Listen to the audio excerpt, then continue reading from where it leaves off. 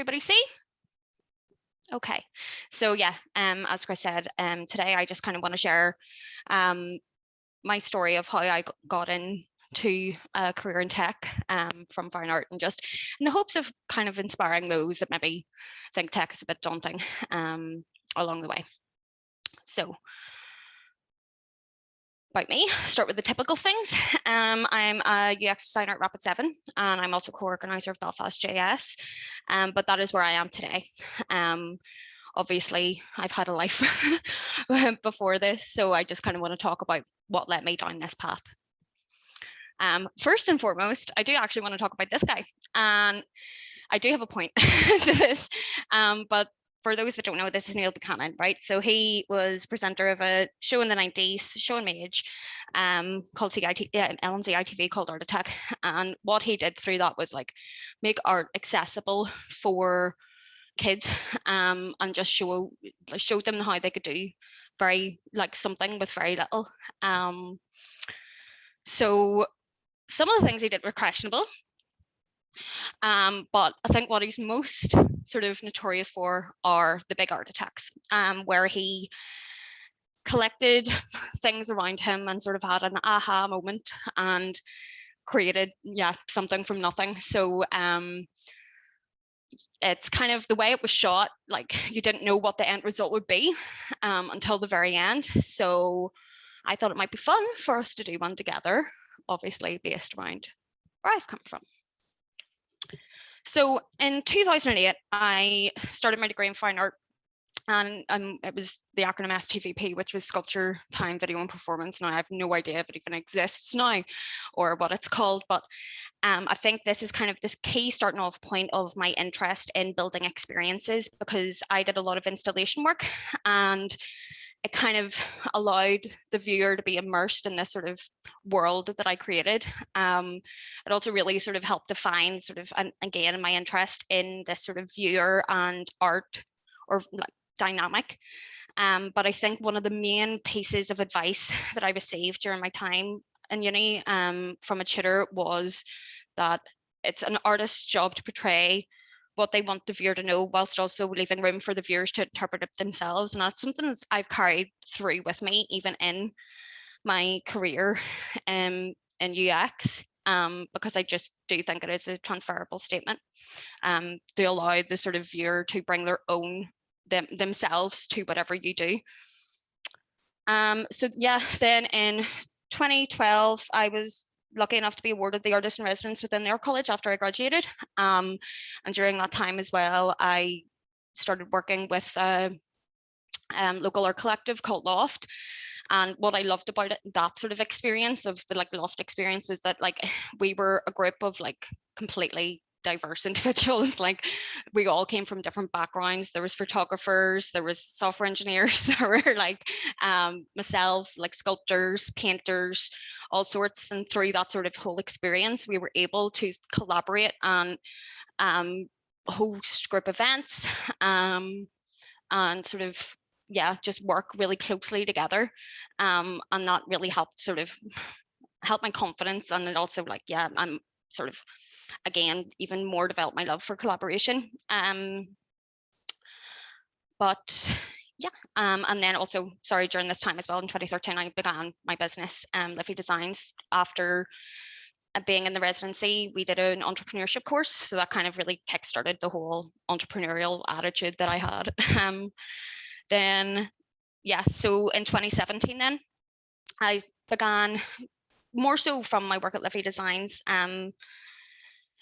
to develop my technical knowledge of design. I'd always had an interest in it, and Liffey Designs over the years has had multiple faces, but currently I offer fine art, portraits, and graphic design services. Then I started, obviously, the sister company of that, Creative Wedding Company, in 2017, just again to sort of more hone in on these sort of technical design skills that I was interested in, and as well to just build relationships with people. I also started that year freelancing full time for a year. Hard work. So, but I think what the main sort of takeaways from that entire sort of freelancing and sort of one-to-one design entrepreneurial like venture that I had was that I loved working with people and collaborating with them and sort of creating a sort of tailored experience for each person. And with that, there's a certain level of sensitivity needed, and a certain level of intimacy, like to a degree, because the portraits that I do, some of them are memorial in nature, so you kind of have to be sensitive with the way you approach things. Plus, as well, with regards to weddings, that's a really like special like event, and it's an intimate event, and I'm just take pride in the fact that these couples like allowed me in that world with them for a while. So yeah, and then because life is the way life is and the economy is the way the economy is, I kind of found it very difficult to have, maybe I'm just not a good salesperson, but had to make a sustainable income from my sort of creative work alone. And so throughout the years, I've had to supplement my income with various sort of roles in customer service. And I do genuinely think that out of all the experiences that I've had, this has probably been the most eye-opening. And I would highly recommend for those that haven't to at least work one job in customer service in their life, because you'll understand that the service that you provide is situational. It's an interaction between two people. That's what service is. And yeah, like for example, before I started my career, I worked in the hospital in a coffee shop, and if there's a customer that's maybe a bit cranky, you kind of have to have that sort of level of empathy that you have no idea what's going on behind the scenes, so you can't take it personally. So I think that's the sort of like how situations dictate what service you provide.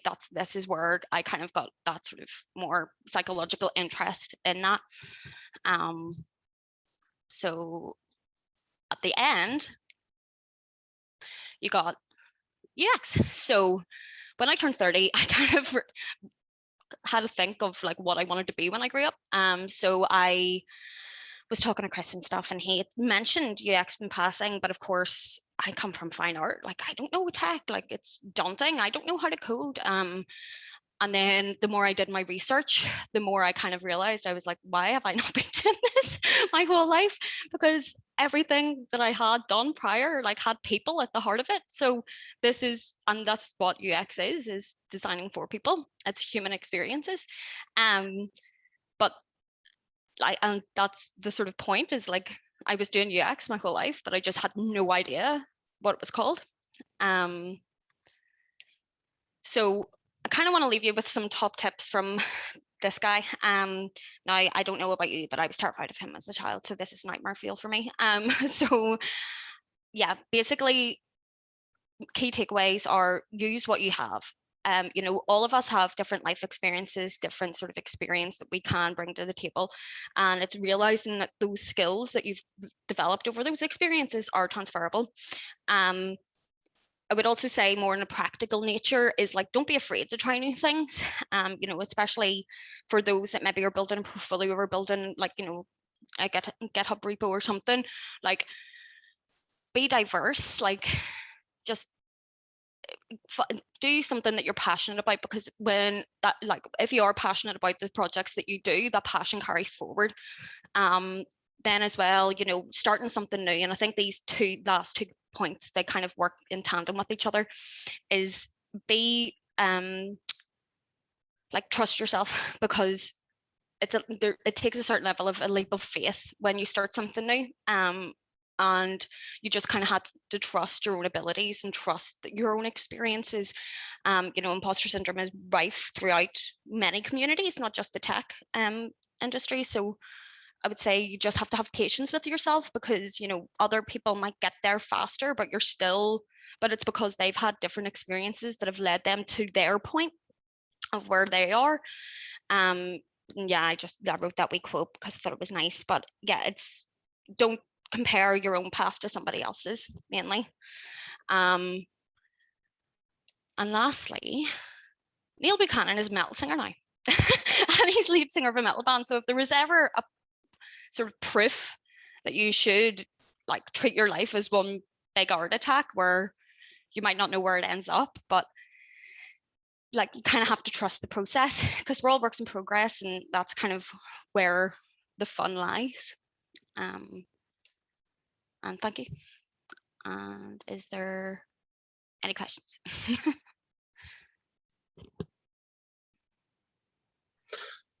Awesome, thank you very much, Louise. So we have a question in here. Is there any groups or services for RD people trying to get into tech? I think this is a very good point, because we know a lot of RD people getting into tech, and is kind of way forward. Well, see, for myself, because obviously I was going into more the UX direction, I think meetups are sort of extremely useful in that sort of like to build that sort of network with people. You know, I was quite lucky, obviously, that, you know, Chris has been a part of the tech community for a long time. But even in saying that, you know, I took myself out there and I went to Ladies That UX, and I went to sort of these sort of more focused meetups of like where I want, like of what my interest was. So I would say, like, even if you don't know, I would say go to a lot of different ones, try it out. You know, we're not scary as people, but also if you want to connect with me and stuff, like I'm more than happy to sort of continue this offline as well, just to sort of help you out, because obviously I've been there. So there was another one that came through as well. So I was like, the challenge is going from an art background into like UX. Like, you haven't been trained on the traditional tech tools and how the technical knowledge of someone might have done if they'd done like a more computer sciencey technical course. Like, were there things that you did to kind of like bring yourself up to speed quicker, or like challenges you faced, or like advice that you could have? You know, people are going to hit that brick wall sometime. So the main thing I would say there is that, like, you can learn any tool. You know, it's the tools are there. You can pick up the sort of technical tools there, and even still, you know, with regards to the sort of technical frameworks and things, I think it's just more about learning the process of it, more than the actual like nitty gritty, because even in like the actual working world, you can have all these sort of like frameworks or toolkits in your brain, but they won't be the same in every place. So I would kind of say, don't worry about too much about that. You have it internal, like, you know, especially with UX, like, you know what, like, it's more of a, like, there's those sort of soft skills, I would say, like empathy and sort of understanding things that you can do practically. YouTube, YouTube or LinkedIn Learning. I think they're the great ones just for sort of an overview. I think we got our last one here as well. So what was your big aha moment that you had? When you bought me the book, The Design of Everyday Things, because I was like, oh my gosh, I'm so interested in this. And then it was just having that sort of realization that like design is transferable, because like across different things, that was kind of the main sort of aha, where I was like, why am I not doing this? And I think even just doing more research myself, like through YouTubes or whatever, and just getting that sort of visibility into the UX industry was good, because it sort of removed that daunting nature of the tech sort of side of things in general, of people that are afraid of code like me. So it's more that sort of thing. Awesome. Thank you very much, Louise. Very, very interesting talk. And again,